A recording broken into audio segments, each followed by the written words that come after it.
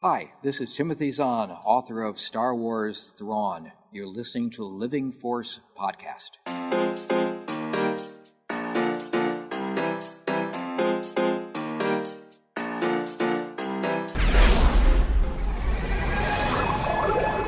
Welcome to the Living Force podcast. Now that I have your attention, know this. A Utini production. I've found this whole experience to be very enlightening. Episode 17, Thrawn, Treason, Roundtable. It's closer than you think, Captain. On this episode, the Utini team reviews the latest Star Wars novel by Timothy Zahn, Thrawn, Treason. I forgot not everyone is able to appreciate art as I do. Also, your iTunes reviews and Patreon thank yous. And now, here are your hosts. May I introduce Dr. Corey Helton. An unexpected pleasure to meet you. Eric Eilerson. Just a moment. And Dr. Charles Hankel. They'll be the architects of their own destruction.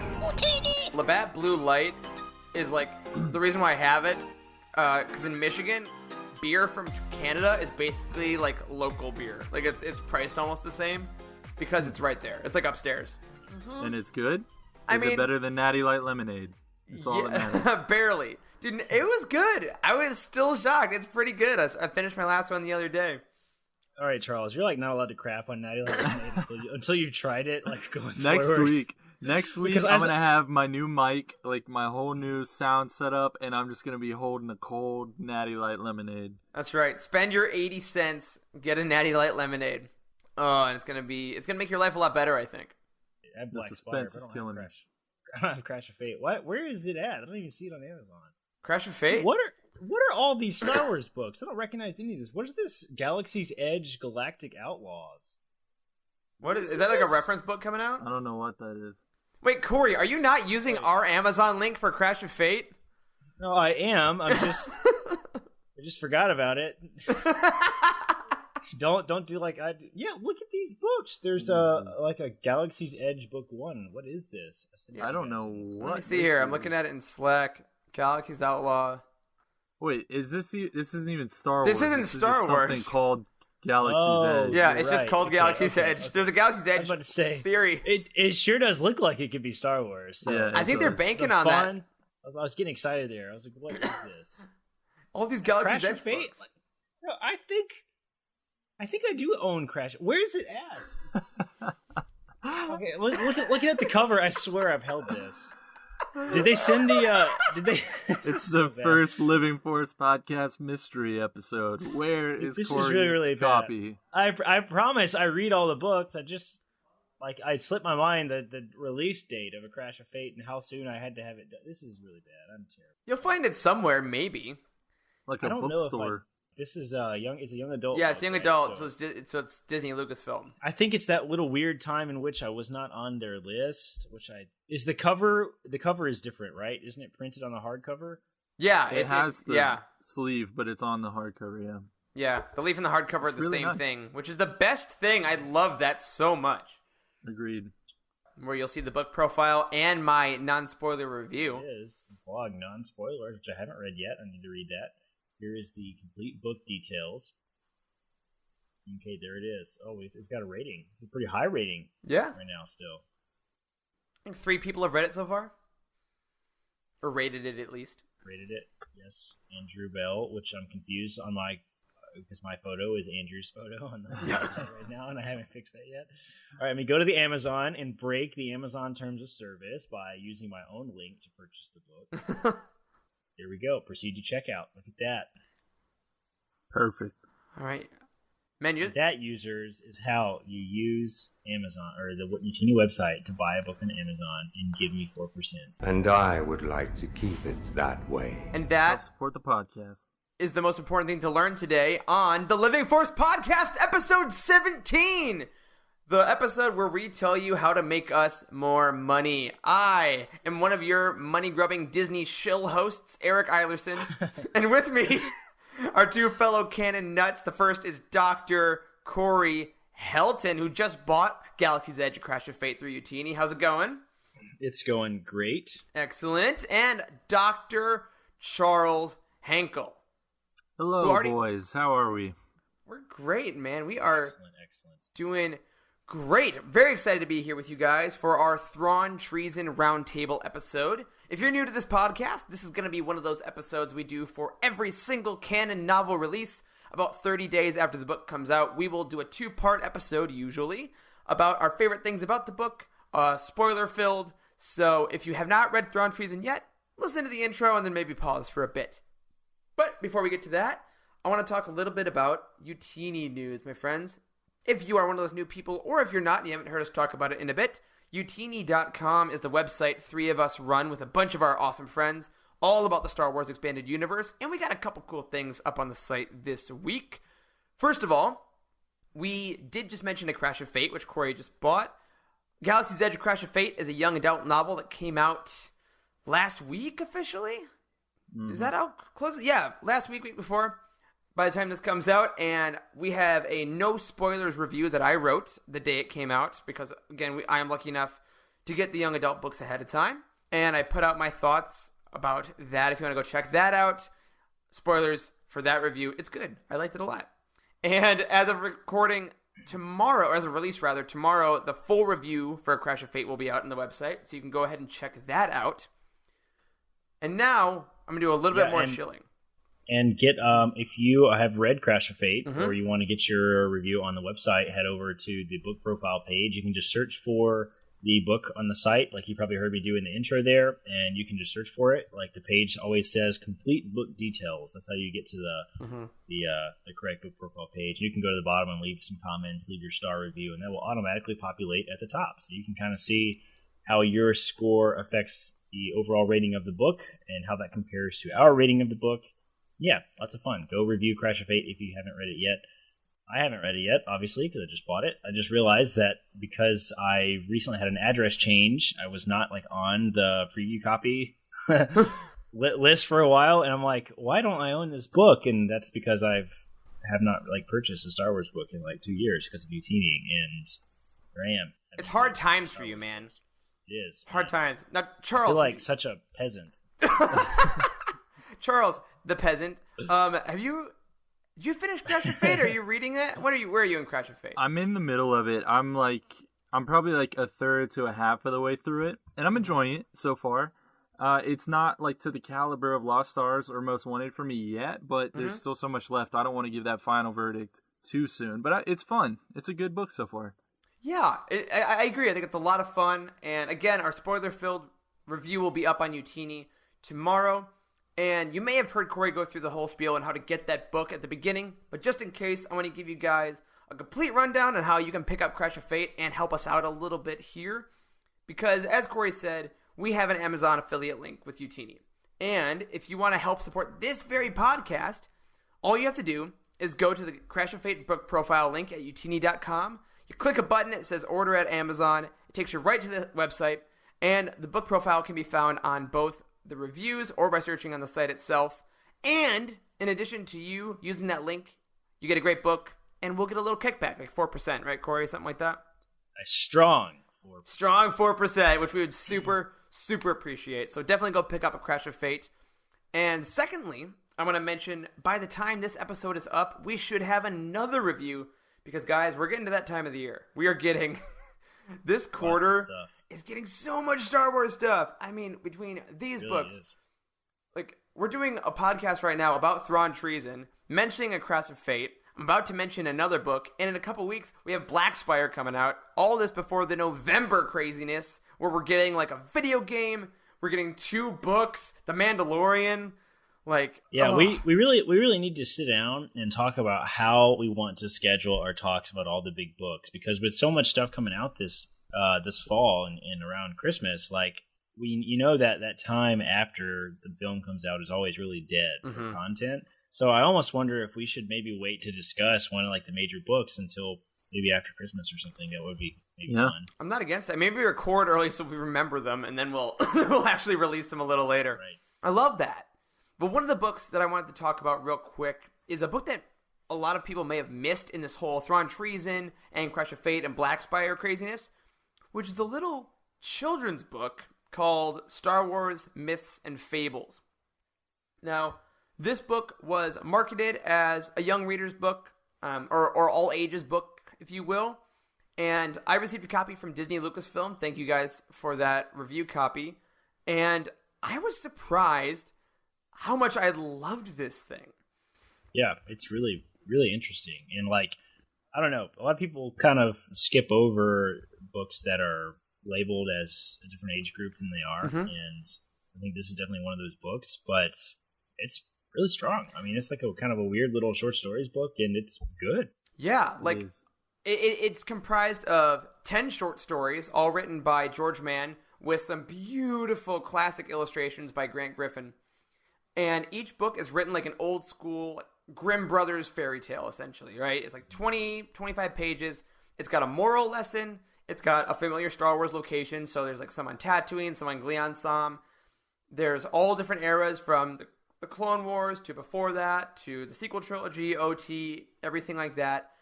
And they're just these really well-written, like they don't talk down to kids at all, which I think is the hallmark of good folk stories, good fairy tales, right? Mm-hmm. So they're enjoyable for adults, enjoyable for kids, and they really don't care if their legends are canon, which I think is so freaking cool. Like the whole intro to the book is about, the importance of stories, and stories are stories, and that's it. These are the stories that maybe Luke and Leia heard as they were growing up, or that were whispered on Blackspire from kid to kid. Right. And it's such a cool, unique thing. Yeah, they're sort of like almost fantasy spin-offs of Star Wars stories. In a really interesting way. Like without spoiling too much, one of the first stories is about a crate dragon, and the crate dragon is like not really described as like the crate dragon is. Like if you ever played KOTOR games, you like kill one, right? Mm-hmm. And it's in those games, the crate dragon is like a Komodo dragon, kind of like a really large Komodo dragon. And the story in Myths and Fables, the crate dragon is like a flying, fire-breathing dragon, like old fantasy stuff. I think that's sort of the point. I think it's like that legends can change, as they go from person to person. Like the way you heard the Three Little Pigs may be slightly different than the way I heard the Three Little Pigs, and it's evolved. And this is so the stories in Myths and Fables are basically where the legends have evolved to by a certain point.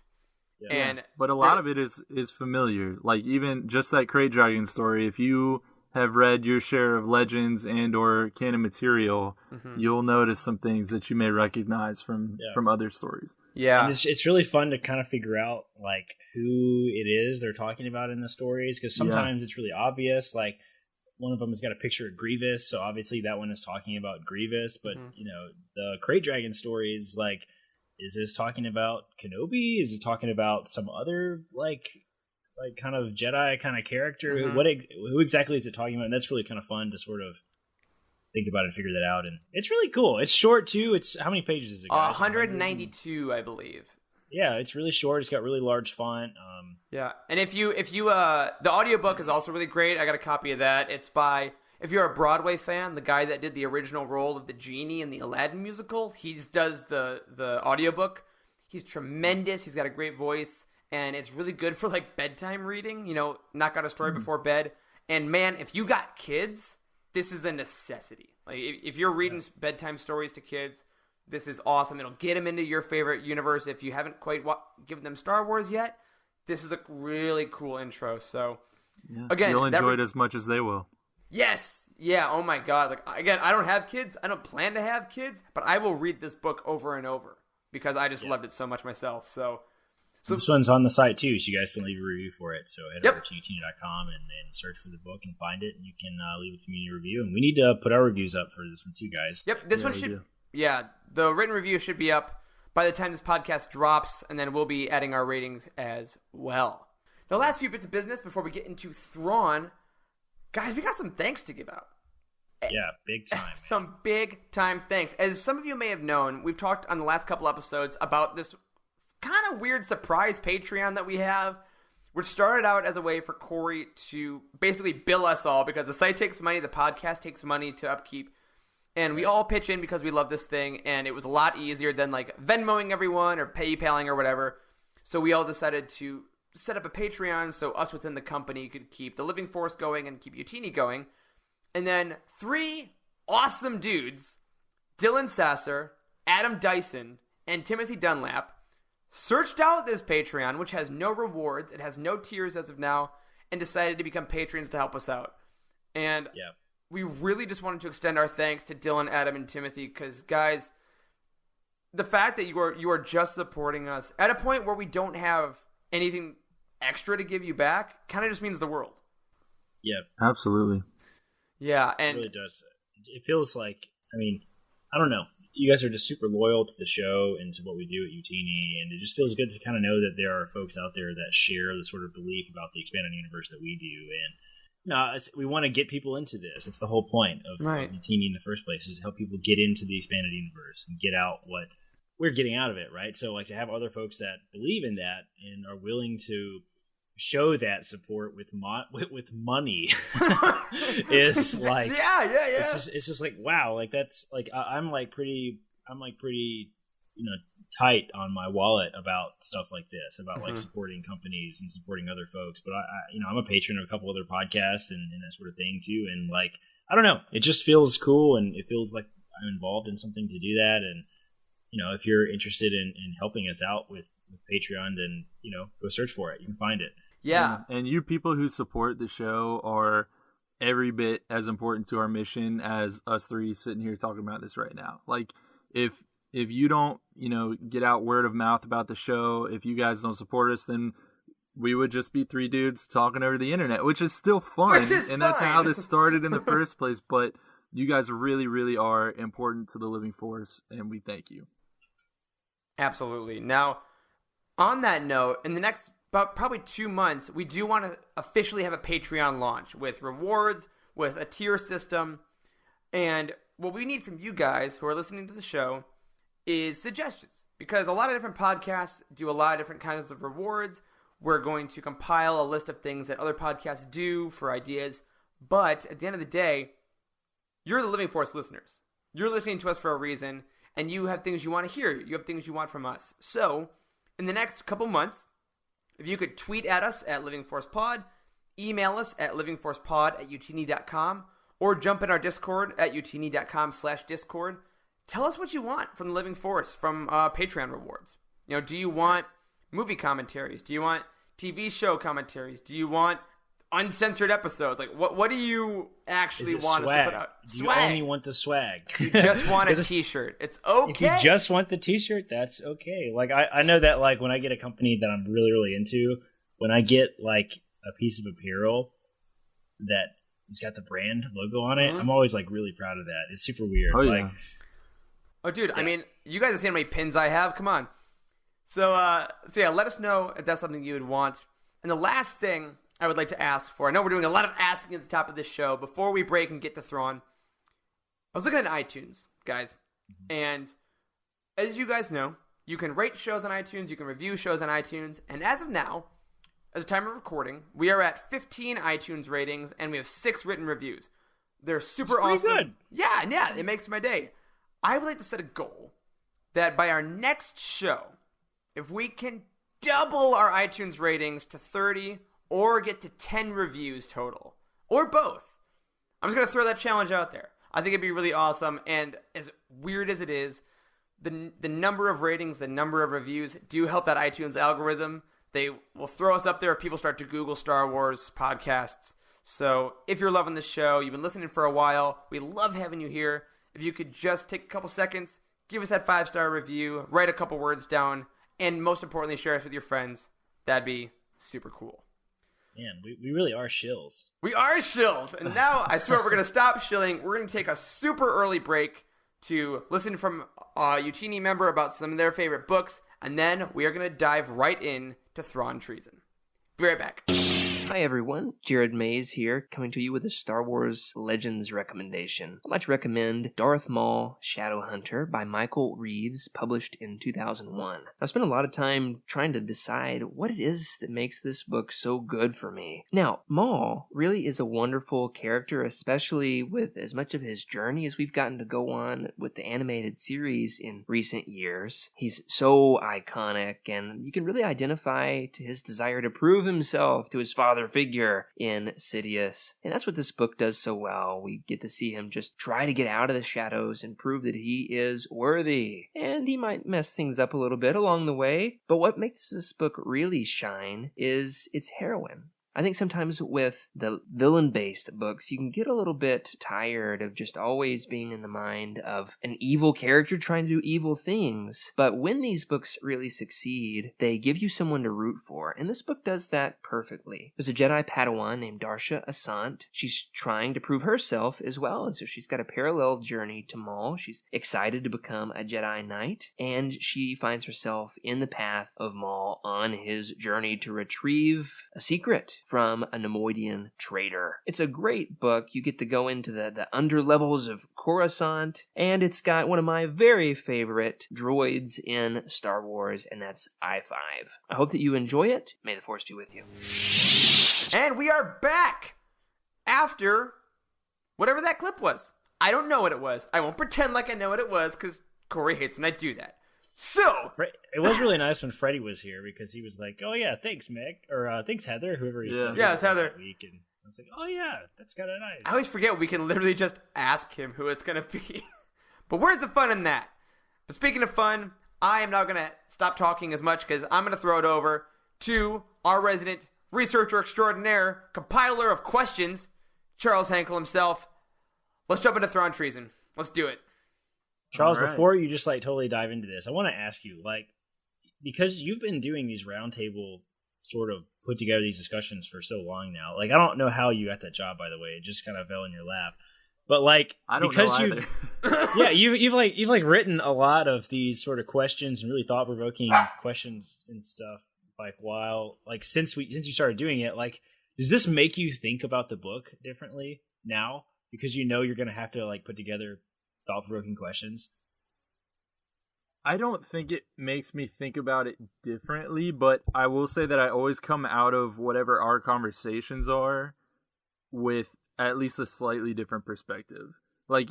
I always have these thoughts when I'm reading the book, whether or not I write them down, but the fact that I get to actually pose them to other people and hear their thoughts on it, and a lot of times you guys can show me a little bit different point of view, right, from a certain point of view.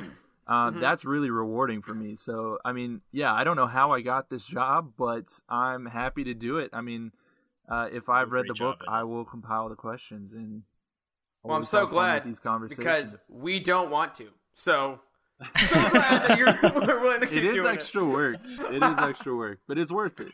Yep. So, if you guys are new to this, if you're just a Thrawn head that found our podcast, Charles does compile a bunch of questions about the book. He's going to take us beat by beat through a bunch of stuff about this book, and Corey and I are going to respond in kind, and we're just going to kind of chat about the book and see if we can influence each other's opinion on our final verdict. Spoilers. Lots of yes, spoilers. Spoilers ahead. Yeah. Sound the All klaxons, the Matt. Spoiler alert. Spoiler alert. Spoiler alert. Everything's under control. Situation normal. All right, so I'm going to start off how we usually do, just with a quick summary of the book. Some people want to listen to these because they don't want to read the book, so let me clue you guys in on what this book was addressing.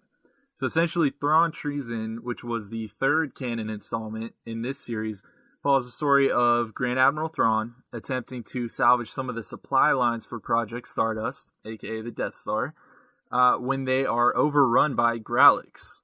And he soon stumbles upon basically evidence of a galactic invasion, a secret galactic invasion by the Grisks. And so he has to work with both the Imperials and the Chiss military forces to defeat the Grisks, essentially save the galaxy, and live to fight another day. So let's start off everything by rating the book on a 1 to 10. Don't say why you've rated it what you have, but just give me your number and we'll dive right in. So, Eric, let's start with you. I'll give this one a 6.5. Yeah, I will totally match that too. 6 to 6.5 is right where I'm at too. Okay, all right. I'm a little bit higher. I give it a 7.5. Okay. All right. So now let me tell you why you should both raise your answers by 1 to 1.5 points. Here's the next 2 episodes. Let's go. So just a heads up to all of our listeners, we typically get really nitty gritty with these, do a lot of character questions and whatnot. And with this book, I think we're really taking a more broad strokes approach. So I'm going to dive right in and throw the heavy hitter question on you guys. What are your overall thoughts on Grand Admiral Thrawn? Both canon and Legends, just what do you think of the character? I think Eric and I both have kind of different answers for this a little bit, so I'm interested to see what he has to say compared to me. But Thrawn is I like him as a character. He's very Sherlock Holmes-like, and he's very brilliant and sort of a military genius. Like, I like his character in general. I think he can sometimes tend to be a little overpowered, at least in both Legends, at least the books, more or less the books. I've not read the comic series. Have you guys ever read the comic series? I'm reading it now because of this book. Yeah, I read it. Yeah, I haven't read that yet. I'd be interested to hear what you guys have to say about the comic series as well. But in Rebels, it was super interesting to see sort of how he was in my mind, because I had a very formed version of this character in my head, and then to see how he was on screen. I was a little let down personally by the performance on Rebels compared to what was in my head. Now I've learned to sort of appreciate that performance as this own thing, and now that is Thrawn to me, right? Because we've seen him as a character, it's really hard to sort of take away, you have a picture of what Harry Potter is like, and then you see the movie, and it's different than how you pictured it. It's kind of impossible to replace the movie character because you saw it, right? So that's kind of how I am with Thrawn there. But I like him as a character, but like I said, he's pretty undefeatable, and that can sometimes be frustrating, I think, from a reading point of view. But yeah, I kind of roller coaster with Thrawn a bit. I really like him a lot in his first novel, the first canon novel, Thrawn, and I like him in Rebels a lot. Those were actually my first experiences were that before I went back to the original Legends trilogy. So I like him as an adversary in Rebels because I think he's just tough enough that makes the plots against him kind of impossible. I love the way he talks about art. I love that he's very different in that compared to most Imperials. That he values culture as a weapon as opposed to, the Empire really tries to get rid of anything that makes anyone culturally significant. So I really like that difference. In the Legends trilogy, I found myself gravitating towards, the Luke and Mara Jade stuff in those books more so than Thrawn himself, because I felt that it was just a little more interesting storytelling. But I liked him, again, as an antagonist because you basically felt the frustration of the main characters, and he was an obstacle, and I think that's where he works the best. I really don't care for him too much in Alliances and Treason, because like you said, Corey, I find him a little too unbeatable. I found the Sherlock Holmes thing a little too cocky in the face of someone like Vader, for instance, or in this book, I almost felt like I as a reader wasn't getting the information in Thrawn's head, which makes sense if he's a villain, but as a protagonist, I felt like Timothy Zahn was trying to pull one over on me. And it felt kind of like an antagonistic read, which I wasn't too much a fan of. And I don't really... I opened page 1, and by page 15, I'm like, okay, he's going to win at the end of this book because he's kind of invincible. So I think I really like him as a villain. I like him when people like Dave Filoni maybe take him a little more. And I'm excited for where his story could go, but the last couple outings have been pretty tough for me. Yeah. You guys both brought up a couple of points that I think are fair points, and I think that a lot of people who read Thrawn, might agree with. And the first one is that, he's like a little bit overpowered. He's very much like Sherlock Holmes. And my pushback on that point is most people who read or watch any iteration of Sherlock Holmes don't leave the story and be like, oh, well, he's too OP. He would have never figured that out in real life. But we do that for Thrawn, and I really don't fully understand the difference. I think it might just be that Sherlock is so ingrained in just culture, in pop culture, and Thrawn obviously is not to that level, so we don't give him that pass. But it's the same thing, really. Yeah, I think for me with that, I'm going to butt back and say I think that's the Watson thing in the books. We're never quite reading a book, or rarely reading a book in Sherlock's head. So that's why I think the first Thrawn canon novel works so well, because we're basically seeing him through Eli Vanto's eyes. So we're seeing him through the Watson. So we have the fascination that he has with this new person. And even in the Sherlock TV series on the BBC with Benedict Cumberbatch, I think it works pretty well when it works, because he is he's not a perfect human being. He's very much a dick to his friends. He gets stuff wrong sometimes, and then when he gets it wrong, it changes his entire world and he freaks out. And I think if we get a book where Thrawn is so cocky and he's super wrong, and then the Star Destroyer blows up because he messed something up, well, that's kind of what happened in Rebels that. a little bit. Yeah. And I think that's why I like the Rebels better, because Thrawn he's fallible. Yeah, exactly. And I love that. So I mean, my favorite stuff is when Sherlock is a little fallible, gets it wrong, and then by the end of it, he's like, "Ooh, cool. I didn't see that before, but now I see all these little pieces of the puzzle," and then the victory happens. And I was actually going to say maybe we should, pause for a second and kind of give some of the newer readers in our audience like kind of a bit of a history lesson exactly of who Thrawn has been and kind of where he's come from, right? So, have you guys read all the Thrawn material in Legends? I've only read not all of it. Go ahead, Charles. Yeah, I've read the original Thrawn trilogy, but I have not read like the Hand of Thrawn that comes afterwards and that kind of stuff. Yeah, okay.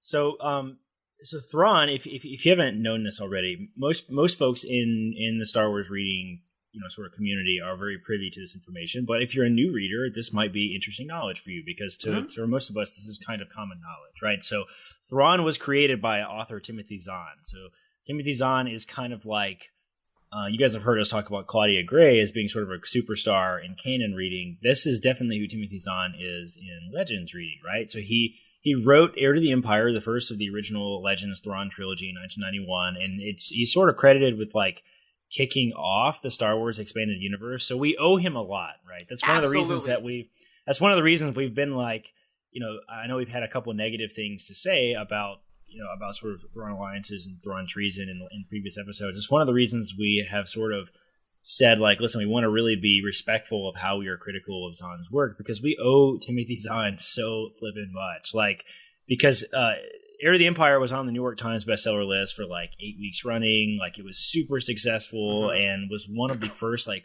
5 to 10 Star Wars books that was written, and was absolutely the one that put Star Wars books on the map. And for a lot of people, for a long time, Heir to the Empire, what are the next two Dark called? Force Rising and The Last Command.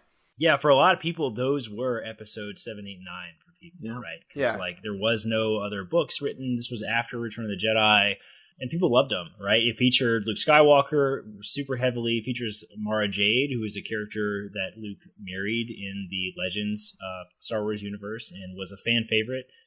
And it's really great. It's a really great series. It created Thrawn. Like, he was sort of like the answer of what happened after Return of the Jedi with the Empire, right? Because not everything was destroyed, just the Death Star was. So. Yeah, and Zahn has also always been super cool to the Star Wars community. Like, he loves going to fan meetups. He loves signing books. Oh, yeah. He's super nice all the time. And when Disney announced that they were bringing Zahn back to write the canon Thrawn, it was a super awesome move on their part because we were all ecstatic. Yeah, they clearly respected him just as much. So, as you're saying, Corey, I think all our criticisms going forward, whether it be on the Thrawn character, whether it be on books in general, like, Zahn's work cannot be disavowed. His enthusiasm is noted. His skill is noted. Yeah. So he's a great guy. He's such a great guy too. I met him actually at Celebration in Chicago this year. I got a picture with him, and I cried when I met him. Like, legit. Like, I had to like sit down for a few minutes after I just casually ran into him. I like shook his hand and thanked him for all he had done for the Star Wars Expanded Universe. And I got to hear him talk in 2 different panels. And he's a really great guy. He's such a classic sort of sci-fi writer, and he's done so much for Star Wars. We really, really owe him a great deal. So let's talk about what exists around Thrawn really fast. And this is my last little spiel, and then we can dive back into our questions here. We have in Legends, there are several books that have to do with Thrawn, right? The first is obviously the Thrawn trilogy, as it's often called, even though I don't think that is its formal marketed name, but everyone knows it as the Thrawn trilogy. It's Heir to the Empire, Dark Force Rising, and what's the last Command? The Last Command. Yeah, Last Command. It's a trilogy. There's also a duology, 2 more books that take place sometime after the Thrawn trilogy in the timeline. Called the Thrawn duology, or the Hand of Thrawn duology, and it's sort of like is Thrawn actually dead? We don't actually know. Like, where has he been? And it's pretty cool. Sort of look back at a lot of the stuff that's really familiar in the Heir to the Empire series, right? And then lastly, now we have a comic series in canon, and there's also a new trilogy, if you will, in canon, which is what we've been talking about. And the first of that trilogy is sort of Thrawn's origin story, and it's in my top 5 canon books. I absolutely love the first Thrawn book. You absolutely need to read it if you haven't already. Yeah, it's kind of universally beloved because it, in addition to introducing Thrawn to new readers, for fans of Thrawn, it kind of helped set him in this new timeline, because now, instead of him starting post Return of the Jedi, this starts Thrawn pre-New Hope. Right. So it kind of Thrawn is he's an old character, right? He's been around for a really long time, which is, I think, one of the reasons maybe that we're so critical of him as a character, is because he's such a important individual for the expanded universe. Maybe one of the most important individuals that was not created in a film. You know, he was in the Rebels TV show, but this is a completely original character to the expanded universe, like Mara Jade is, but Mara Jade has not been brought to canon yet. So I would argue that Thrawn is easily the most identifiable EU character in Star Wars. Yeah, 100%. Without, it's not close. So all that being said, like, that's one of the reasons that we have so much to say about Thrawn, right? He's been around since the 90s and is kind of an individual responsible for a large part of the expanded universe being what it is. So let's just get that out of the way. Timothy Zahn, we owe you so much, and thank you for the amazing work we do.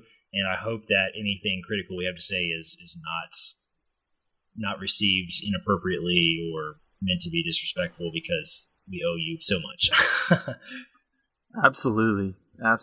So let's talk a little bit more about Zahn's most famous character.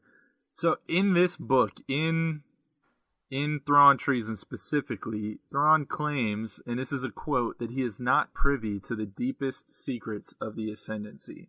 That's really interesting, right? Because to us, we don't know that much about the Chiss, but we're all blown away at the abilities that Thrawn has, and yet apparently he's maybe not that important in the grand scheme of things for the Chiss.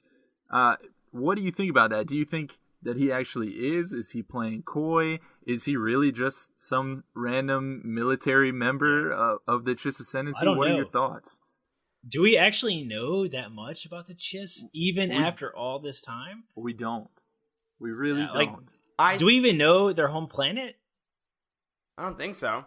I mean, for me, I think I think that this is one of the things that made the book a bit tough for me, because I feel like Thrawn is such a beloved character, and he's so powerful that I'm afraid anytime something needs to exist to make him unsure, it has to be somehow more mysterious and powerful, which kind of almost puts it to a point of nonsense. To the point where, like, the Chiss, if he's just a random person in the Chiss military, then I feel like the Chiss would take over the galaxy in a day. Yeah. Because he's so much smarter than the Primitives in the Empire. And I think that, so for that to make sense for me, I choose to believe that he's pretty high ranking in the Chiss. I think that there is a difference between like military and intelligence. So I think he's kind of the military branch. Whereas Ar'alani maybe has a little more of a link to the intelligence side of the Chiss. And while Thrawn may be aware of it, I think that's not his primary directive. Because if he's just a grunt, then I think that plays more on fan service of like, ooh, the Chiss are amazing, than it does to actual storytelling, which I don't believe something Zahn would do. Yeah, so I just pulled up the Wikipedia article on this. So this says, first of all, the planet is called Scylla, Cilla,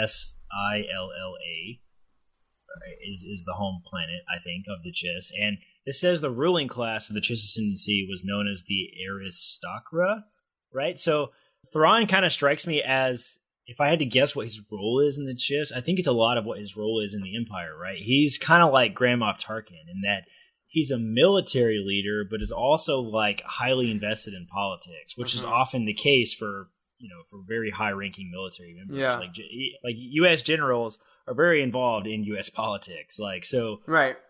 So I could kind of see how he's more of both, which is why I think maybe Ar'alani sort of rubs him, sort of is irritated by him a little bit, because he is maybe kind of more connected to the inner workings of the Chiss, whereas she is probably more of a military leader exclusively.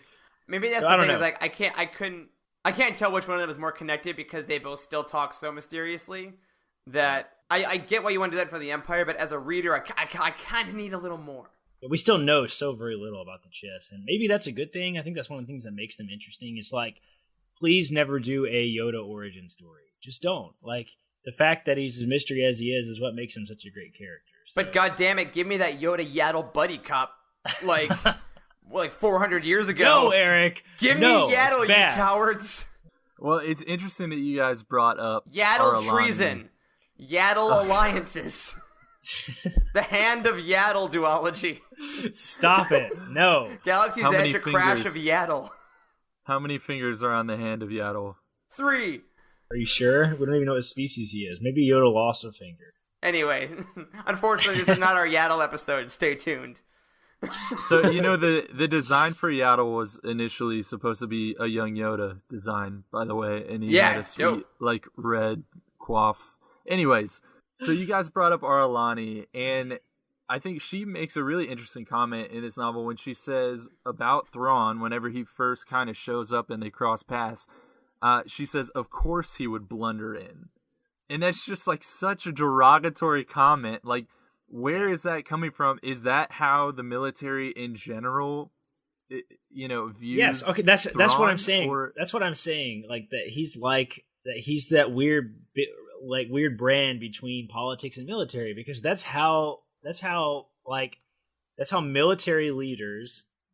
I'm kind of a World War II history buff a little bit. I really like World War II stuff. It's something else that I really enjoy reading about. And that is how we talk about leaders like Patton, right? And Eisenhower is because they're so high ranking in the military, they can kind of do what they want, right? And that irritates the crap out of everybody else that can't control them.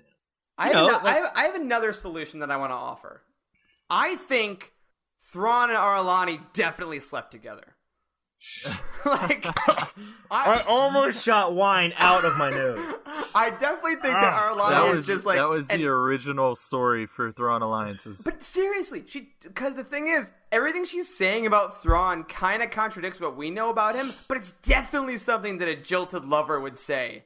Oh my god! No, but for real, I can't believe you went there. Why not? I mean, it's like looking at how Han and Leia talk about each other sometimes, and it's like, you're here. Like when Leia's like, "Don't say the Death Star" in Episode 7. It's like, oh yeah, that's totally they're so familiar that they can talk about each other. It's sort of classic lovers quarrel sort of. Yeah. So I can kind of see that, but I'll allow it because again, I at my core don't think it makes sense that Thrawn is talked about in that way when he's so calculating and actually doesn't ever take action without thinking. Yeah, but it's kind of like that. It's kind of like that. He's sticking his nose where he doesn't need to be, though. And people talk about that in other military leaders a lot. Like that's the way the Moffs all talk about each other in the Empire. Yeah. But also keep this in mind: is in the very first Thrawn novel, we found out that he is supposedly exiled from the Ascendancy for making a preemptive attack, and that was apparently very against the Chiss belief, right? But wasn't that a lie? I thought that was a lie he used to get in with the Empire to spy on him. I thought it was too. I know that he was attempting to spy on the Empire, but when was that established as a full-blown lie? I think isn't that, I know it's been years since I've read the first Thrawn book. Same. But so all that I think was in the intro of the book when he's explaining to the Empire who he is and why he's there, right? But then, towards the end of that book, we find out that he was actually planted there and the Chiss Ascendancy assigned him to go spy on the Empire, right? So I think that maybe it didn't actually say, he never actually said hey, all my origin story that I told you guys early on, all that's a lie. But I think that's sort of implied because he said he was exiled and that was not the case. Yeah. So basically he went to go spy on the Empire, which means they would never send someone to spy if they were a bull in a china shop, which means Aralani's lying, ergo they totally slept together. Oh god. Thank you for coming to my TED Talk. Well, I now have a great excuse to go back and revisit the original Thrawn novel because it has been some time and I need to tease this out. But the audiobook, listen to the audiobook. Yes, that's a good call. To reabsorb a book you've already read. That's Mark Thompson, right? Yeah, it's very good too. He nails Thrawn. Friend of the show. He doesn't nail him, not the way that Aralani nails him. A different kind of nailing. Would you like to come upstairs for a little while? We need to send this to Mark. He would probably be into this. Oh my god, he'd voice that way better than I just did. Job security.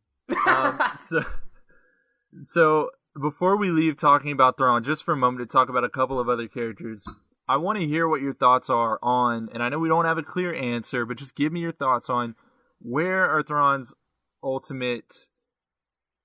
his ultimate loyalty? Does it lie with the Chiss? Does it lie with the Empire? Does it lie nowhere? Does it lie somewhere in between? I don't know, because he talks specifically about the Emperor in this novel on page 116, and he says he commands only the loyalty of my actions, not the loyalty of my heart and mind. Yeah, you see, that is like the ultimate question, and like that is one of the reasons I think that Eric and I were both a little frustrated with this book. Is like we were so promised that this was going to be Eric is like dancing all over the screen right now. We were promised that this was going to be the answer of that, because that was the point of Thrawn Alliances, was like, who is Thrawn loyal to? Like Vader asked him that question directly a bunch of times, and like we didn't find that out at all in this book. Not at all. Like I think that's again, Corey, you nailed it. My issue with this book's premise that has Palpatine on the cover, and he appears twice in it, by the way, is there was never a moment where Thrawn has to make a choice to do something that would benefit the Chiss and hurt the Empire, or benefit the Empire and hurt the Chiss. So unfortunately, I think as it stands right now, there's no answer to that question, because he's never had to. It was as weak as it was in Alliances. Yeah. The whole loyalty balance. Because I think that's an awesome question. I think that's an absolutely fascinating choice, because Thrawn is the only person in the Empire at that rank that is like an alien, that is from somewhere else, that actually could feasibly make a choice to support an entirely different species. So I think that's a fascinating way to go, and I do hope we get that story. And I could have sworn we were getting that story in this book. But I was really hoping that the whole like final battle stuff that was happening, I was really hoping that something was going to happen with like involving the Grisk, and like Thrawn wanted to like let them go so we could like maybe track them or something, and Arlani would be like totally disagree with that, and they like fire on each other. Yeah. That's what I was really hoping was going to happen. Yeah, or like in the final battle, he did fire on or did like, you know, go to battle, quote unquote, against an Imperial general. Yeah, Savine, but it was like a corrupt. He was a traitor. Yeah, so exactly. He was still helping the Empire, and I know we're jumping all around the plot with this book right now, but in the epilogue, he has a talk with Palpatine, and Palpatine's like, "I'll be watching your loyalties," and I'm like, "That's where you started, bro." So I think ultimately, Charles, I would love to answer that question. I actually would love for that to still come up. I don't think this is done. I don't think that like. We tried and failed. Like I definitely think that's out there, but at this point, for some reason, it didn't happen in this book.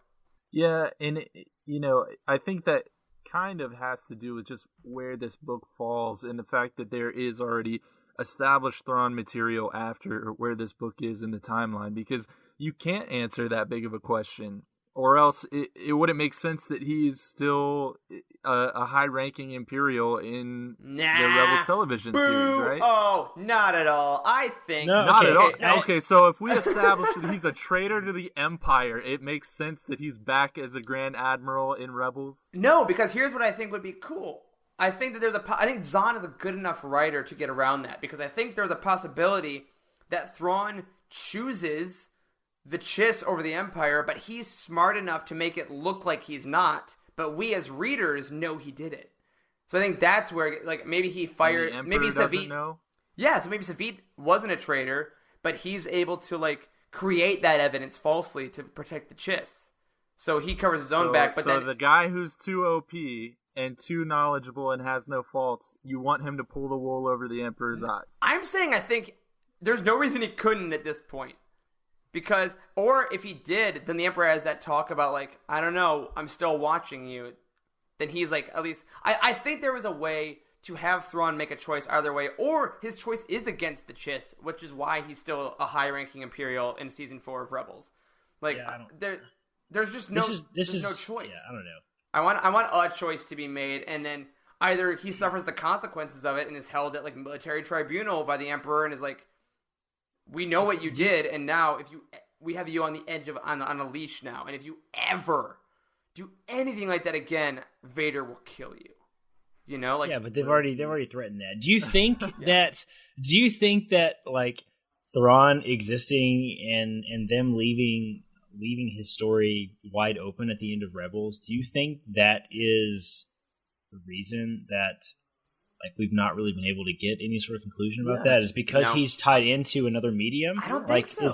Because everybody knows that the movies and TV shows are more important than the books, right? In the grand storytelling scheme, right? I mean, Zahn has said that the end of Rebels with Thrawn, he said that is Dave Filoni's story to tell. Dave Filoni has first dibs on that. So I agree with that. I agree. Right. That... That's what I'm saying. So if he's got first dibs, and that's been done for 2 years story, now. Man. This isn't that story. Yes, but it is that story. Anything that would jeopardize the future of that story. Exactly. Zahn can't write an ending that contradicts anything that's even possible for Filoni to do, because Filoni has got first dibs, which is crappy for Zahn, because he's kind of backed himself into a corner a little bit. Don't write this book his own character. Or here's an idea: name it literally anything else, because a Thrawn story with the Grisk is still you can still, because Zahn, he loves the Grisk. I think it should have been called Thrawn Grisk. Yeah, well, I think there's places to go with that, and I think that there is just. I don't know. I think just a book where Thrawn has any kind of conflict with the Chiss or the Empire could definitely happen. To the point where he asks Arlani for help and then betrays her. So then the Chiss go back to space and essentially banish Thrawn from ever coming near them. Mm-hmm. That's interesting. You can do that because the Chiss haven't showed up yet. Or if you really don't want to touch anything after Rebels, don't have the treason aspect to it. Have it be something else with just finding the Grisk and just have that. I mean, the General Savit storyline, uncovering an Imperial traitor alone, I think that could have been an interesting. Maybe the title was talking about his treason the entire time. Yeah, I don't know. Maybe at the end of the day, I'm still excited for that point, but I think there was just a missed opportunity. I think Zahn is a good enough storyteller that saying Filoni had the rights to it is kind of an easy out. Yeah, I wish it's hard. It's super hard. This is that hard part where I don't think that we don't feel like we got enough answers out of this book, right? Mm-hmm.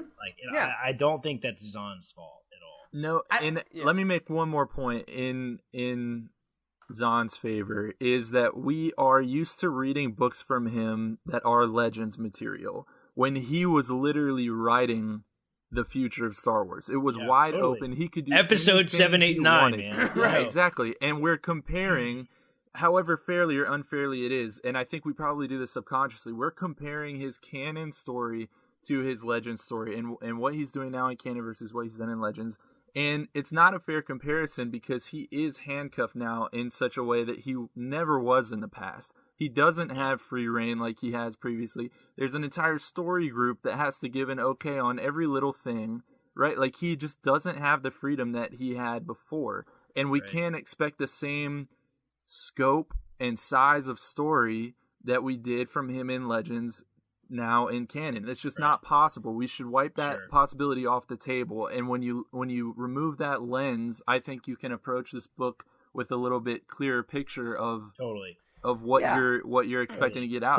Plus he has built in a beautiful amount of job security by creating this unknown species, right? Yep. So we already know that from the Aftermath series, there's a lot of talk on this. I saw a post on Reddit about this morning, actually. In the Aftermath series, it was brought up this whole, the Emperor is really interested in what's happening in the unknown regions. Okay, so maybe that's the Grisk. Zahn creating that possibility is genius of him, because, this really opens the door to a lot of really great storytelling if he does not have to be handcuffed. And maybe he's not handcuffed as much as we think we do. I've said this 1,000 times and I'll continue to say it. We all act like the Lucasfilm story group is the gods, the keepers of the holocron. That is not true at all. They've said multiple times that listen, they don't even tell us the titles of films. We don't know crap. The story group has said that over and over again, that they are just not as involved as everybody likes to think that they are. So, we don't actually have any understanding of how much handcuffing there is. Yeah, and I think at the end of the day, honestly, for me, the Thrawn trilogy is fine. It doesn't crack my top of anything in Legends. So I for me personally, content and quality wise, I really try not to compare it to the Legends anyway, because it doesn't really hold that place in my heart. Yeah. But I think with Thrawn and with Zahn in this new realm that he's writing in, I think it's just a different kind of storytelling, and I think that you still have to find a way to write a complete story, even if you're in a series, with a beginning, middle, and end, with characters that go through obstacles, with characters that go through difficulties. And if you're basing a story around a concept, you kind of have to follow that concept through. And if you get to the end and it hasn't worked, then you got to edit it and rework, or you have to do like just basic storytelling things. And I think that ultimately that's the writer's job, and I think he's got the skill to do it regardless of whether he's in Legends or canon, because he's also written non-Star Wars books, and he'd have to do it for that. So That's true. yeah. So ultimately, all those criticisms aside, I think there is definitely a story about Thrawn's allegiances to be told, and I'm excited to get that info at some point. But I'm afraid we just didn't get it yet. Yeah, we call this a trilogy, and it's 3 books in a series. He called it a trilogy a continuous on the Star story. Wars show. Yeah, and that's totally fine. But keep in mind, this is not Thrawn's story. Like, this is not the end of it. Obviously, we've seen more in Rebels. There's more coming because they didn't set that up to never explore that. Right. You know, so we want the 3rd book in a 3-part series to have a lot of conclusions, and this one didn't necessarily have those, but there is more coming. So let's talk about Eli Vanto next. He is, I'm going to say, the 3rd greatest character that Zahn has ever created, behind Thrawn and behind Mara Jade. Ooh, okay. Oh, I always forget that Thrawn technically invented Mara Jade. That is true, though. That Thrawn did? Okay. He's I'm sorry, Zahn and Thrawn.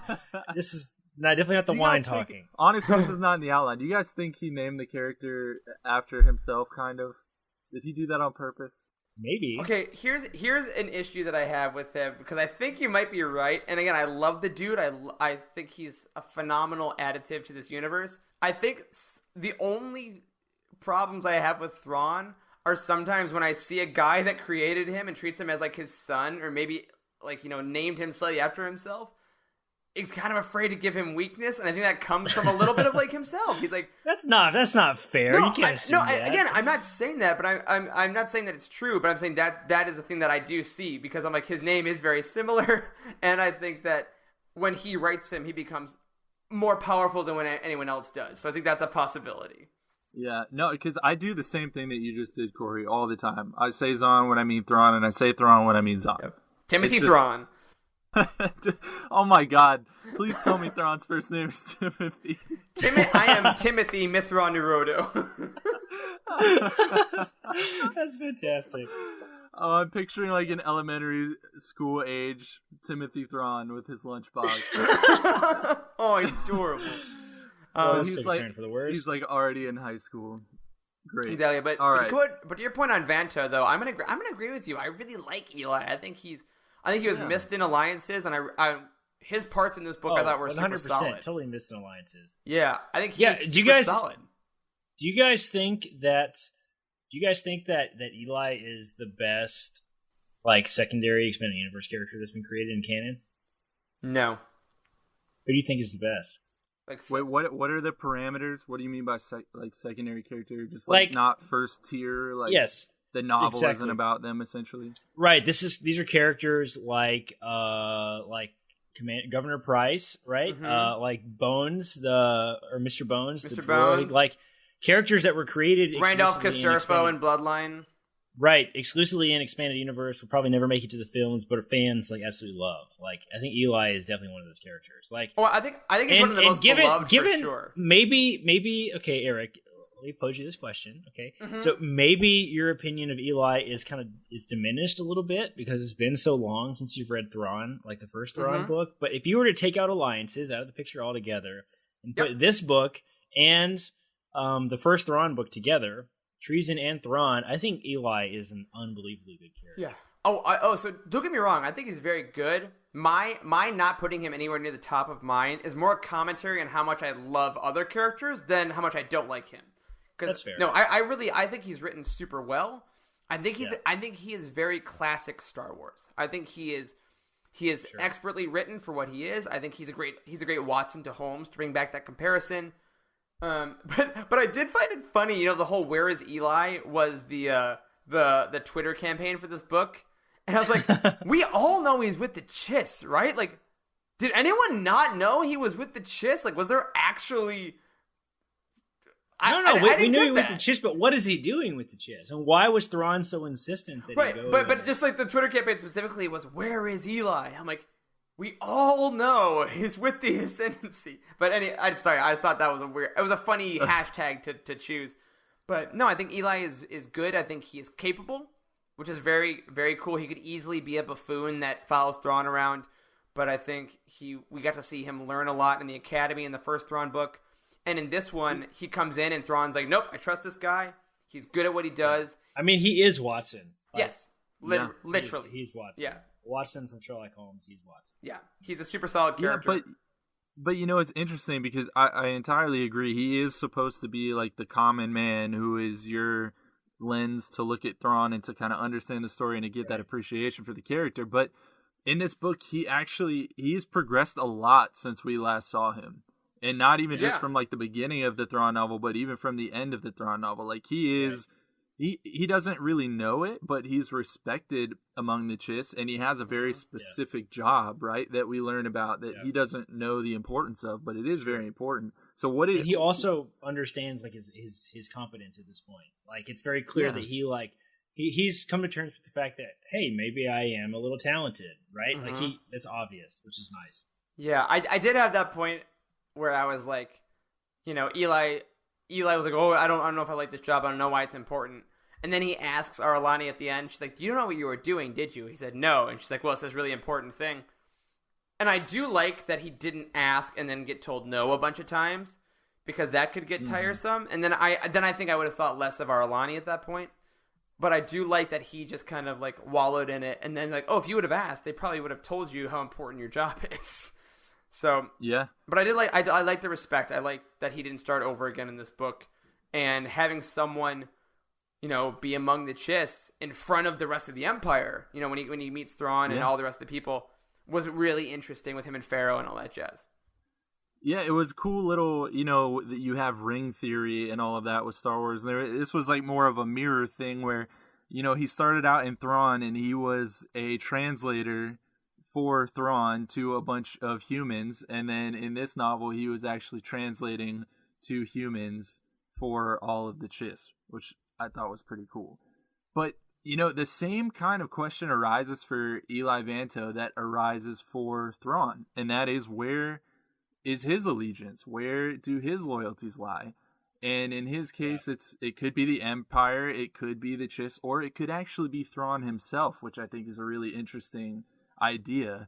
And specifically on page 90, that idea is explored, and it says, a deserter and a traitor to the Empire, and yet here he was, about to tell Chiss secrets to his former Imperial commander. Did that offer a degree of redemption, or did it simply make him twice a traitor? So is he a traitor? Why or why not? Who's he loyal to? What are your thoughts? Here's a fun question. What if the name of this book, Thrawn Treason, is not actually about Thrawn? That's not a fun question. What if the treason is about Eli? Okay. No, I hear you. Eli is the only person that's in this book that actually asked the question. Like we actually see glimpses into the commentary of, like, whose side am I on? I think Eli actually asked that exact question at some point in the book. It's like, who am I loyal to? I don't even know anymore. And like, Thrawn doesn't do that. My problem is the following. I'm just going to read directly from the book jacket, okay? Thrawn's mastery of strategy must guide him through an impossible choice: duty to the Chiss ascendancy or fealty to the Empire he has sworn to serve, even if the right choice means committing treason. Like, I like that. Whoever wrote that didn't read the book. Exactly, and then it's like Palpatine's on the fucking cover. So I'm like, I think I like these ideas in theory. I really do, and I want them to be true because I think there's some interest there, and I think that Eli's story is actually more interesting in this book than Thrawn's. And maybe if it had been written in a way that was like more like the first Thrawn canon novel, where it is more Eli's story, kind of watching from the outside, maybe that's how Thrawn works the best. And I think that yeah, sorry, go ahead. What if we get that? What if we get a novel dedicated to Eli Vanto? Would you read that story with him as the protagonist? And especially if it explored this idea of what he's trying to uncover, which is essentially how Chiss have this, like, the skywalking ability or whatever their, like, special abilities are. Would you read that book? Is that something you want? That's such a better book. Yeah. You heard it here, Timothy Zahn. I know you listen to the show. Yeah, because I think that, again, there's this weird thing I'm discovering in fiction that because these are kind of mystery novels, right? They're a little more detective novels than your normal Star Wars fare, right? Because we're realizing that a lot of writers write in different genres. Like we have our romance Star Wars novels, we have our sci-fi war Star Wars novels. These are our mystery detective Star Wars novels. And for those to work, the detective needs to not figure stuff out yet and needs to not know where the clues are leading and needs to do all these things. And with Thrawn as the protagonist, he always knows, but Eli is the protagonist. Everything. Yeah, but Eli is the protagonist, I think, if he was in a culture he was unaware of, if there was this enemy he didn't know, and he didn't have Thrawn to kind of lean on, and he just had to figure out with his own skills how to save this race of people that he now wanted to help, that's a fascinating story, and I'd love to get that. Okay, I need y'all's help with something really quick. Okay, Yes, sir. So this bothered me a lot, and Zahn has done this a good deal in the last two books, both in Alliances and in this books. Like, he alludes to, like, sort of tedious activities that are supposedly important, like, to the big picture. And we as the reader are supposed to be like, to look back, and maybe if you reread the book, you're like, oh, that totally makes sense. Like, of course I get it. And the clues were there the whole time. But I think that is the intention, but I think it often does not end up being that. And one of the things I'm talking about is there was a lot of talk about this tedious bullshit work that Eli was doing while he was working for the Chiss, like, and it's somehow important to the big picture. Mm-hmm. How the hell is it important to the big picture? Like, he was just like he made it sound like, you know, when he was describing what he was actually being asked to do, I'm imagining Eli Vanto in a cubicle on a Chiss warship. Yep. Looking at Excel documents. And he's got a little frame picture of Thrawn next to his computer. And he's like next to his computer, clip-on tie. right? And a clip-on tie, right? And this, like, just an Excel document with just numbers, lots of numbers in it. It doesn't have anything special. None of the columns are labeled. There's a bunch of numbers, and he's just like finding patterns. What am I doing? That's what he's doing. Thrawn sent me over here to do this. I'm just like doing, you know, equal sum on these Excel like what was he actually doing, and why is it important, and what the hell, man? The Chiss hate data entry. That's actually what it is. He was like, I'll send you a human to do data entry.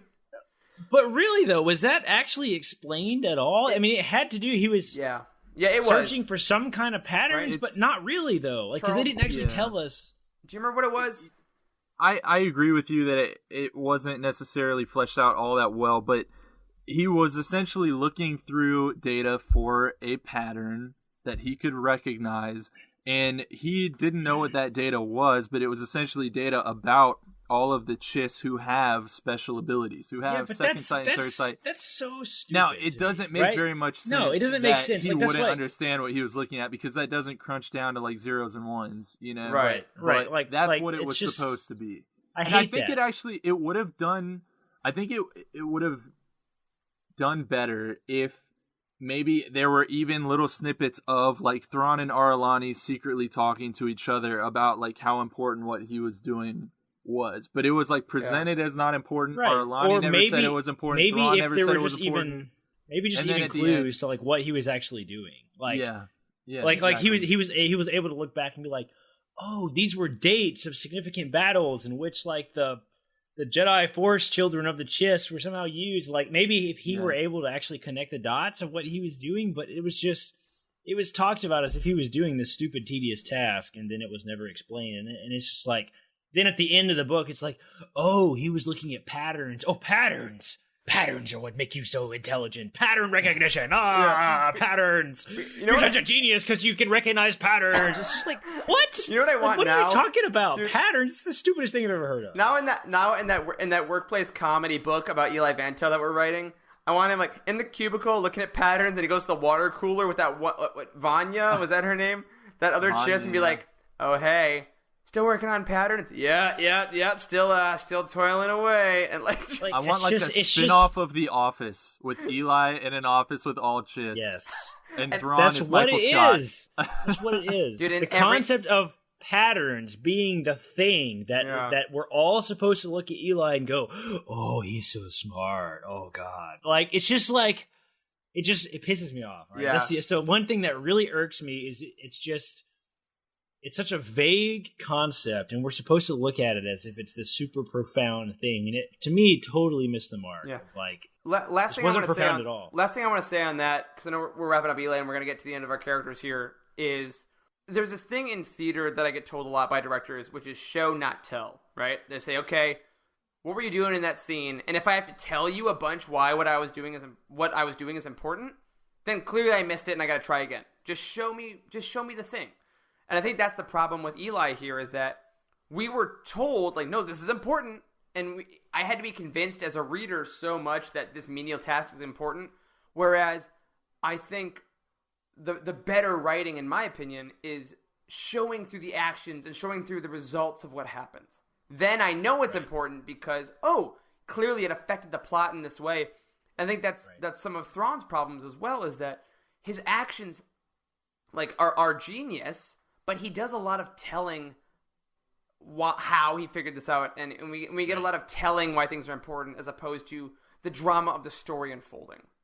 Yeah, and so I get that Eli needed to earn the trust of the Chiss. Like, that's understandable, and maybe he could have given some task early on that help him learn the trust of the Chiss. Maybe this book and the actions that played out in this book is what earns him the trust of the Chiss. Absolutely. But, like, I'm just like putting a guy like Eli, who Thrawn sent, the first human ever to be sent to the Chiss Ascendancy in millennia, right? Like, it just seems so stupid that he was just made to look at an Excel document without any context at all. Like, if Eli is actually as talented as he is, giving him the context, what he's actually doing, maybe could have let him actually solve the problem. That's just so frustrating to me as the reader. It's just like, it just seemed dumb. It just seemed like a pointless task. Like, you know, maybe if he would have known what the hell he was doing, maybe he could have actually just done it, and it would have been really, really good and cool. But it just wasn't presented that way at all. Just like he was just looking at an Excel document, and that really bothered me. Yeah, well, maybe we will get that in the Eli novel that is forthcoming. Maybe from so. Timothy Zahn. So as we wrap up characters here, because we are getting into a lot here, guys, I was not prepared for. It's funny for the listeners. We were talking about, you know what? Maybe this can be like a 1-episode roundtable. That is not happening. We're not even like a third way through our document. But I would be remiss if we did not finish this episode without talking about one of the greatest characters in this novel, and I'm not actually talking about Waffle. Waffle, the Death Trooper, but rather Assistant Director Ronan. And so I just want to hear your thoughts quickly, guys, on this character. What did he bring to the story? What did you think about him? Did you hate him as much as me? It's not a loaded question at all. Go ahead. Tell me what you thought about him. I 100% hated him as much as you. And you're supposed to, so that's not a knock. Yeah. No, so I know you're supposed to hate Assistant Director Ronan, and I don't hate him because he was an obnoxious character, because that was the point. He was supposed to be an obnoxious character. I hated Assistant Director Ronan because he's a completely unnecessary character and is literally only there so all of us look and go, oh, Thrawn is really smart. Like, that drives me nuts. Like, we don't have to have that character in every single Thrawn book. Of like, there is always the character that has to learn how smart Thrawn is. That's always like the big premise. And I think that's Eric and I is one of the biggest problems we have with this. He's so unfailable, and like, I'm tired of learning this lesson, right? I'm an experienced Star Wars reader, okay? I don't need to be taught how smart Thrawn is every single book. Like, basic lessons of like, he can predict what's going to happen. He uses art to like learn things. Like, it feels like an origin story every single time, and it just gets old. It'd be like if we went into you go and see Revenge of the Sith, and someone's like, oh, you're just gonna make these rocks float with your mind, and it's like, yeah, like, and I think so. My thing is, weirdly, I didn't have such a big problem with Ronan, but I think that's because he spoke a lot of what I felt, which was like, this is ridiculous. Like, what do you? What is this? What do you mean he's just gonna do this? He can't, like, he was, if I were in a Star Wars book, I think I'd be a lot like him. Being like, Thrawn, this is bullshit. I don't know what you're doing. Why are these people here? Like, so, narratively, he was problematic, but I felt seen. It's funny to me because my biggest issue with Ronan is none of what you guys have mentioned. It's actually that he is Director Krennic without the name. Like, he is the same person who is just incredibly loyal to everything that Krennic believes in. It was just that they probably couldn't take Krennic and put him into this story. But if you just put Krennic's name everywhere that it says Ronan, plays perfectly. Dude, I gotta say, here's a fun theory. They were sleeping together. Ooh. Oh god, here we go. So here's my thing. One thing, as we're wrapping up characters in this episode, I want to mention one thing that I really did love in this book, actually, because I feel like we've been going pretty hard on it. Waffle. I loved Waffle, and I also really loved the interplay between Thrawn, Krennic, Tarkin. Oh yeah, that was because, fantastic. Dude, if this book was actually that, if it was actually members of the Imperial higher-ups trying to finagle their way to get their products they wanted and backstabbing each other and figuring out who's actually working with whom, that is such a cool book. And if you listen to the audiobook, Mark Thompson does a phenomenal job actually differentiating them, because when I listened to it, Tarkin and Krennic could actually have very similar voices, but he does a great job in differentiating, so shout out to Mark. But I think that using those characters and doing that kind of story is actually way more interesting, because that chapter was so good, and I wonder if that is something. So to me, it felt like, again, it's not based on any facts, so I want to say that outright. It felt like Disney or Lucasfilm was like, hey, these guys will be around there. Do you want to throw them in for a second? And Zahn's like, sure, I'll do that for a second, but they're not going to be in the main part of my book. You know, and I'm wondering, like, I mean, Krennic is an amazing character. Again, Corey, Rogue One is your favorite movie. Krennic is a phenomenal character in that film, and him and Tarkin going back and forth is really cool. So I think Ronan was kind of a stand-in that we didn't need, and it should have just been Krennic. But even if it was just Krennic, I'm not sure if that would have helped the book out at all. It just would have made a little more sense. I know we're running out of time here, and I think we're really going to get more into the whole Tarkin Krennic, Ronan. Yeah, next week. More in the next week, right? Next week's episode. But like the positive thing I will say about Ronan is, like, I really enjoyed seeing his loyalty to Krennic and how Krennic's opinions on the Empire have very obviously run off on Ronan a lot, and it's very interesting to kind of get a little more behind the scenes look at, like, Krennic thinks the Empire is failing, and that, like, the Emperor being all powerful is actually a problem. And the best part of all that is that he's right. Like, that, all this stuff that Krennic has a problem with in the Empire is true. Like, it's the reason that the Empire fell, is like being obsessed with the whole Death Star situation, like giving weird powers to governors / military leaders like Grand Moff Tarkin is probably a mistake, and like he's not wrong about all that stuff. It's very interesting to see, like, you know, somebody who's a little more vocal about their opinions about the Empire that's also kind of a key figure in the Empire, which is really cool. So, absolutely. Yeah, and it makes sense too, right, that when the Emperor does die, that there's so many of these factions within the Empire who are loyal to different leaders. Like Krennic would have had his people, you know, if he was around that long, and you know, Tarkin would have if he was around that long. Like, we see it in this book, even between Savit and Thrawn. Like, we see Star Destroyer v Star Destroyer, and all of the crews are backing all the their own. Yeah, exactly. So exactly. So there's a lot of places to go, man. Yeah. All right. Wow. So that's our first part of this roundtable. Like, way longer than we meant it to be. Yeah. And I mean, and for listeners, you know, if you listen to these roundtables before, our second part's usually a little longer, because we hope if you've listened to this first part, you want to hear part two. Again, if you haven't read Treason yet, then spoilers for what you all just heard. But come on back next week. Right. We'll do more stuff. We often dive more into, like, the big overarching questions, and like the second. I'm looking at the title of the next section on Charles's write-up for this is literally overarching questions. That wasn't intentional. But like, we often focus these first episodes on character studies because that's so important in canon books. Like, Eric has said a lot of times before that we think that canon books are much more focused on characters rather than plot. So that's one of the reasons we really spend a lot of time talking about characters. And that also has a lot to do with how we personally rate the books on utini.com too. So tune in next week to hear more of the big picture stuff. And I hope you've enjoyed this discussion. Hopefully the next one will be just as good. Yeah, and if you have read Thrawn Treason, remember you can head over to Utini and find Thrawn Treason's book profile, add your star rating, and write a comment. Do it. And we'll try to throw some user comments at the end of next week's show to see what you all thought about Thrawn Treason. All right? Yeah, and we do have one or two reviews in there already. So please go in there. We'll read them all out on the show. So yeah, especially if you disagree with us and we are wrong. Show us the light, man. I'd love to hear what you guys think. Give it 5 out of 5 stars and then argue with us. We'll argue with you live on the show. It'd be great. Be perfect. But on that'll do it for this week's episode of The Living Force, everybody. If you are new, don't forget to subscribe to the show wherever you get your podcasts and tune in every week to hear us at Utini talk about the Star Wars Expanded Universe. Please leave us a review on iTunes to help people find us, and head over to utini.com for reviews, articles, and comprehensive book profiles on every single story in the Star Wars galaxy, including Thrawn Treason. As we said at the top of the show, if you're looking to buy some books and want to help support us, look up your book on Utini, click the Amazon link on the profile, and we'll get a few cents to help keep the lights on around here.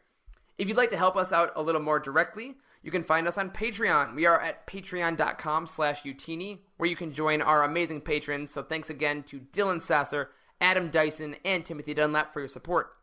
If you want your thoughts on the show on Thrawn or anything else, email us at livingforcepod@utini.com, tweet at us at livingforcepod, or join our Utini Discord community by going to utini.com/discord. You can find us individually. We are on Twitter at Eric Eilerson for me. Corey is at DocStarWarsMD. Charles is at C. Hankel. Special thank you, as always, to Matt Davenport, our amazing editor, Freddie, our producer, and Wes, our community manager. Thank you to Corey and Charles for podcasting with me this week. And as always, may the Force be with you. There is no hatred. There is joy. There is no division. There is union. There is no apathy. There is passion. There is no gatekeeping. There is community. This is the Utini Star Wars Fan Code. Embrace it, live by it, and above all, trust in the living force. That's all for this week. Join our community and surround yourself with like-minded fans by visiting us online at utini.com. Until next time, may the Force be with you.